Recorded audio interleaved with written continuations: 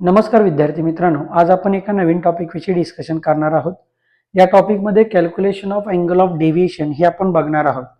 म्हणजे ज्या वेळेला आपण एका प्रिझम वरती व्हाईट लाईट इन्सिडेंट करतो, इन्सिडेंट केल्यानंतर आपल्याला त्या ठिकाणी 7 वेगवेगळे कलर बघायला भेटत असतात. हे आपल्याला माहिती आहे. ओके, तर इथं आपल्याला काय बघायचं आहे की हा इन्सिडेंट रे आहे, त्यानंतर इथं त्याचं रिफ्रॅक्शन झालं. रिफ्रॅक्शन झाल्यानंतर हा रे प्रिझम मधून बाहेर आला.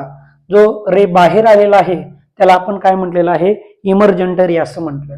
आता हा जो इन्सिडेंट रे आहे हा जर आपण पुढे वाढवला आणि इमर्जंट रे जर आपण बॅकट्रेस केला तर इथं जो अँगल आपल्याला भेटत आहे त्या अँगलला म्हणजे इन्सिडेंट रेच्या डायरेक्शन पासून जो इमर्जंट रे आहे त्याची जी डायरेक्शन चेंज झालेली आहे ती डायरेक्शन किती अँगल मधून चेंज झालेली आहे याचं कॅल्क्युलेशन इथं आपल्याला करायचं आहे. म्हणून हा या ठिकाणी डेल कन्सिडर केला. आता इन्सिडेंट रेनं इथं नॉर्मलशी केलेला अँगल आहे I1, या नॉर्मलशी रिफ्रॅक्टेड रेनं केलेला अँगल आहे R1. आता प्रिझमच्या आतमधले जे अँगल आहेत ते आपण R1 आणि R2 कन्सिडर करणार आहोत.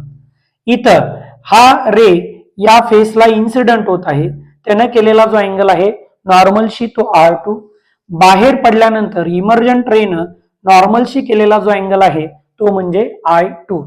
ओके, इथं आपण ABCD हा या ठिकाणी एक क्वाड्रिलॅटरल कन्सिडर करू आणि BED हा या ठिकाणी एक ट्रायंगल कन्सिडर करू. ओके, मग आता इथं जर आपण बघितलं तर डेल्टा किंवा डेल हे जर आपण बाह्य कोनाच्या प्रॉपर्टीनुसार जर बघितलं तर आपण काय म्हणू शकतो, देअरफॉर फ्रॉम जॉमेट्री ऑफ फिगरच्या जॉमेट्रीवरून आपल्याला एक्सटर्नल कोन या रूल नुसार ट्रायंगल, कोणता ट्रायंगल, EBD मध्ये ट्रायंगल EBD काय लिहिता येईल बघा, डेल इज इक्वल टू हा अँगल आणि हा अँगल. आता हा अँगल काय आहे, I1 च्या अपोजिटचा हा पूर्ण आहे, पैकी हा एवढा R1 आहे, मग राहिलेला जो असणार आहे तो असेल I1 मायनस R1. तसंच इथं जो अँगल आहे तो प्लस हा जो अँगल आहे तो काय असेल तर I2 च्या अपोजिट म्हणजे R2 आणि हा म्हणजेच I2 मायनस R2 हा अँगल असेल. हे जर आपण सॉल्व्ह केलं I1 minus R1 plus I2 minus R2 हा काय झाला या ठिकाणी डेल इज इक्वल टू.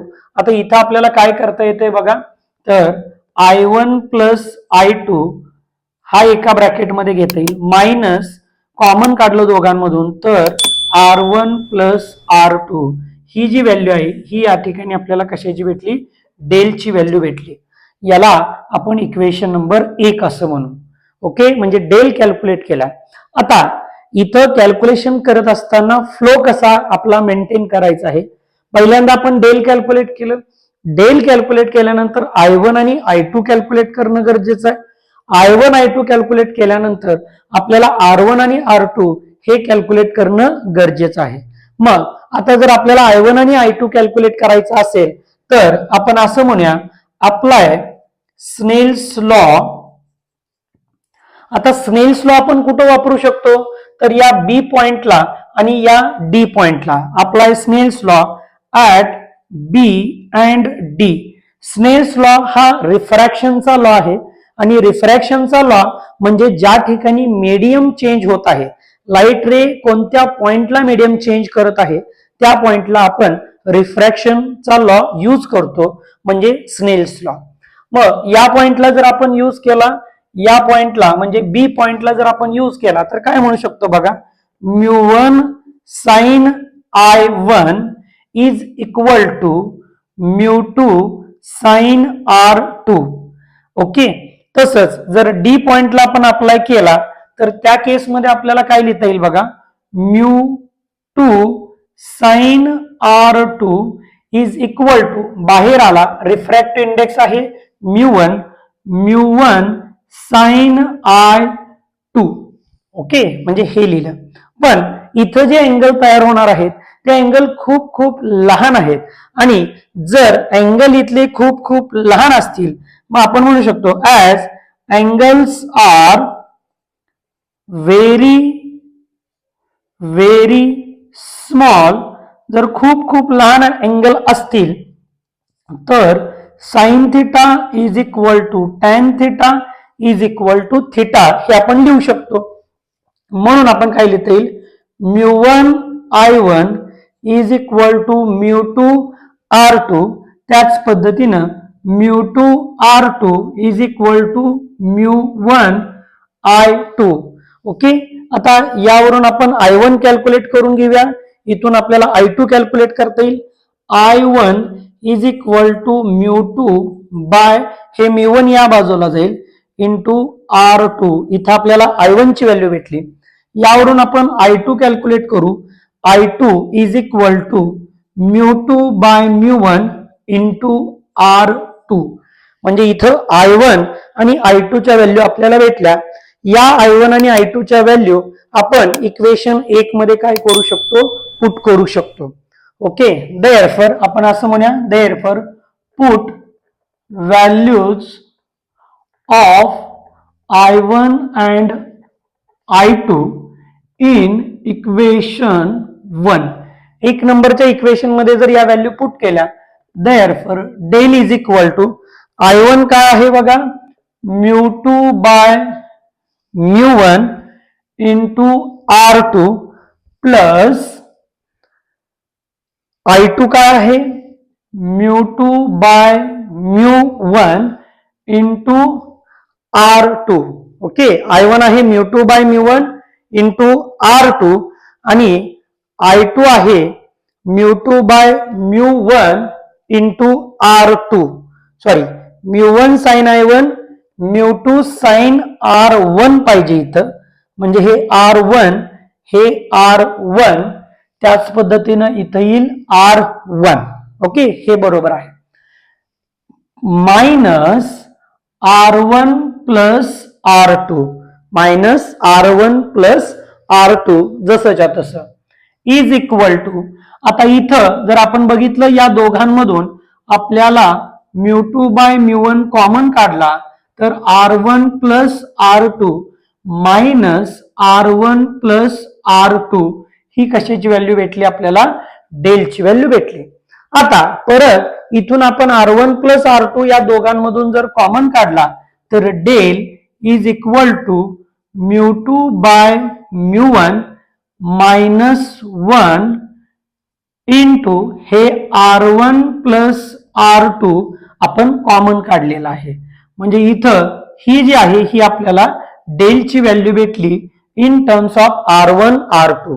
आता R1 R2 आपल्याला जर फाइंड करायचा असेल तर त्यासाठी आपण BCD हा ट्रायंगल कन्सिडर करू शकतो किंवा आपण BADC हाही क्वाड्रिलॅटरल त्या ठिकाणी कन्सिडर करता येईल. पण आपल्याला काय माहिती आहे की आज ट्रायंगल BCD याच्यामध्ये तिन्ही कोणांच्या मापांची जी बेरीज असेल ती किती असणार आहे, त्या ठिकाणी 180. म्हणून आपण काय म्हणू शकतो बघा, angle R1 plus angle R2 plus angle C is equal to 180 degree. Okay, याच्यावरून आपल्याला angle R1 plus angle R2 is equal to 180 minus angle C हे लिहिता येईल. त्याच पद्धतीनं जर आपण हा पूर्ण क्वाड्रिलॅटरल कन्सिडर केला तर ABCD याच्यामध्ये therefore in this square or quadrilateral ABCD यामध्ये आपल्याला काय लिहिता येते बघा, angle A plus angle C, angle A plus angle C सगळ्याची जी बेरीज आहे ती बेरीज त्या ठिकाणी किती असणार आहे, 360. म्हणजे या दोघांची जी बेरीज असेल ती असणार आहे 180 डिग्री. यावरून angle C is equal to 180 minus आपल्याला काय लिहिता येते, अँगल A. मग ही जर व्हॅल्यू आपण या ठिकाणी पुट केली अँगल C च्या ठिकाणी तर आपल्याला काय म्हणता येईल बघा, R1 plus angle R2 is equal to 180 minus 180 minus angle A is equal to 180 minus 180 minus minus plus angle A. Therefore, angle R1 plus angle R2, angle R1 plus angle R2 is equal to हे दोघं cancel होतील आणि इथं राहील angle A. म्हणजे R1 plus R2 याच्याबद्दल आपण angle A put करू शकतो. म्हणजेच इथं आपणाला या डेलची जी व्हॅल्यू आहे ही जर इथं पुट केली तर आपण असं म्हणू शकतो की डेल इज इक्वल टू हे μ2 by μ1 minus 1 into R1 plus R2 म्हणजेच काय आहे त्या ठिकाणी अँगल ए आहे. हे आपल्याला या ठिकाणी लिहिता येईल. आता हा जो अँगल ए आहे त्या अँगलला आपण काय म्हणतो, प्रिझम अँगल असं म्हणतो. हेच आपण असंही लिहू शकतो, del is equal to μ2 by μ1 म्हणजे दोन रिफ्रॅक्टिव्ह इंडेक्स जे आहेत त्यांचा रेशो घेतलेला आहे म्हणजेच त्याला आपण रिलेटिव्ह रिफ्रॅक्टिव्ह इंडेक्स असंही आपल्याला म्हणता येईल.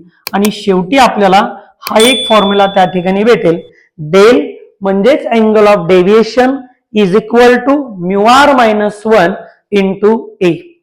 ओके, तर अशाच नवनवीन व्हिडिओसाठी आमच्या चॅनलला लाईक करा, शेअर करा आणि सबस्क्राईब करायला विसरू नका. धन्यवाद.